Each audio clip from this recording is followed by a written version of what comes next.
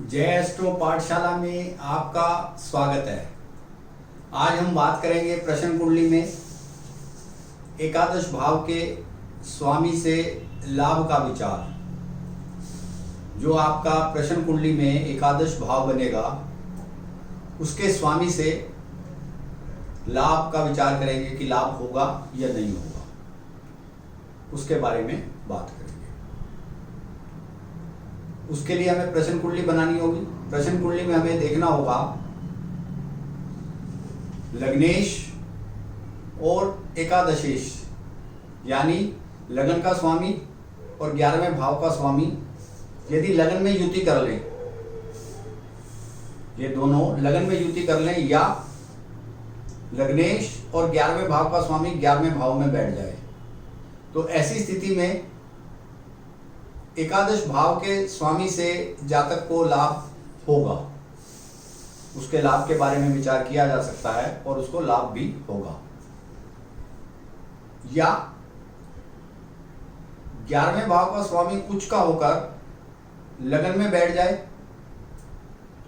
11वें भाव का स्वामी उच्च का होकर लगन में बैठ जाए।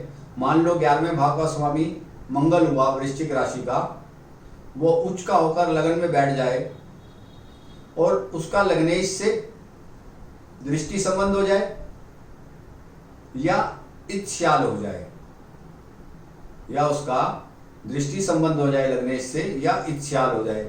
ऐसी स्थिति में भी जातक को 11वें भाव के स्वामी से लाभ का विचार करके हम बता सकते हैं कि उसे निश्चित तौर पर लाभ ही होगा।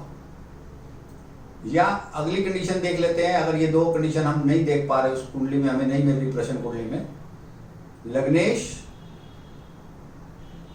लाभ भाव में बैठ जाए और उसका दृष्टि संबंध हो जाए लाभेश से, लग्नेश उठ के लाभ भाव में बैठ जाए और उसका दृष्टि संबंध हो जाए लग्नेश से, या उसका इत्श्याल योग हो जाए लाभेश से। सॉरी, मैं इसको दोबारा से बोलूंगा। लग्नेश लाभ भाव में बैठ जाए, उसका दृष्टि संबंध हो जाए लाभेश से, या उसका इत्श्याल योग हो जाए लाभेश से, जिससे जातक को लाभ होगा। 11वें भाव के स्वामी से जातक को लाभ होगा। या अगली कंडीशन देख सकते हैं, अगर इन तीनों में से कोई नहीं लग रही, या उसके बाद एक और कंडीशन देख सकते हैं, 11वें भाव का जो स्वामी है उसका दृष्टि संबंध गुरु से या चंद्र से हो जाए, या गुरु और चंद्र उसके साथ युति कर लें, या अकेला गुरु 11वें भाव के स्वामी के साथ युति कर ले, या चंद्र 11वें भाव के स्वामी के साथ युति कर ले, या दोनों युति कर लें। किसी भी स्थिति में दृष्टि संबंध हो जाए 11वें भाव के स्वामी का गुरु के साथ या चंद्र के साथ या दोनों के साथ, या युति संबंध हो जाए। ऐसी स्थिति में भी 11वें भाव का जो स्वामी है वो जातक को लाभ देगा।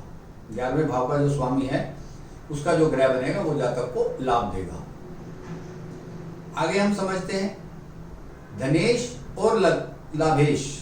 जो कुंडली में धनेश बनेगा, दूसरे भाव का स्वामी, धन का स्वामी, और 11वें भाव का स्वामी, उनका आपस में दृष्टि संबंध हो जाए या युति संबंध हो जाए, तो ऐसी स्थिति में भी जातक को 11वें भाव के स्वामी से लाभ मिलेगा। उसके बाद और आगे देख लेते हैं, यदि कुंडली में चंद्र उच्च का होकर या स्वराशि का होकर, कुंडली में चंद्र उच्च का होकर या स्वराशि का होकर शुभ ग्रहों से दृष्ट हो और उसका लाभेश से दृष्टि संबंध या युति संबंध हो जाए, शुभ ग्रहों से दृष्ट हो, उसका लग्नेश से और लाभेश से दृष्टि संबंध हो जाए, तो ऐसी स्थिति में भी जातक को 11वें भाव के स्वामी से लाभ मिलता है। अब हम देखते हैं कि इसमें लाभ मिलने के चांस कम कब होंगे। ये तो मैंने बताया कि लाभ मिलेगा। यदि 11वें भाव का स्वामी नीच का हो, अस्त हो, पाप प्रभाव में हो, तो ऐसी स्थितियों में लाभ में गिरावट आ सकती है। उसमें बल ना हो, ये सब चीजें भी हमें देखनी होगी। तो आज हमने बात की एकादश भाव के स्वामी से लाभ का विचार कैसे करते हैं।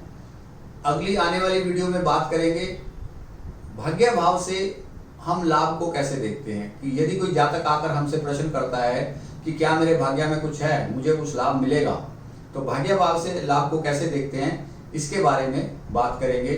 और यदि यह वीडियो आपको अच्छा लगा हो तो इसे आप लाइक करें, शेयर करें और मेरे चैनल को भी सब्सक्राइब करें, जिससे कि मेरी आने वाली वीडियो सीधी आपको मिलती रहे।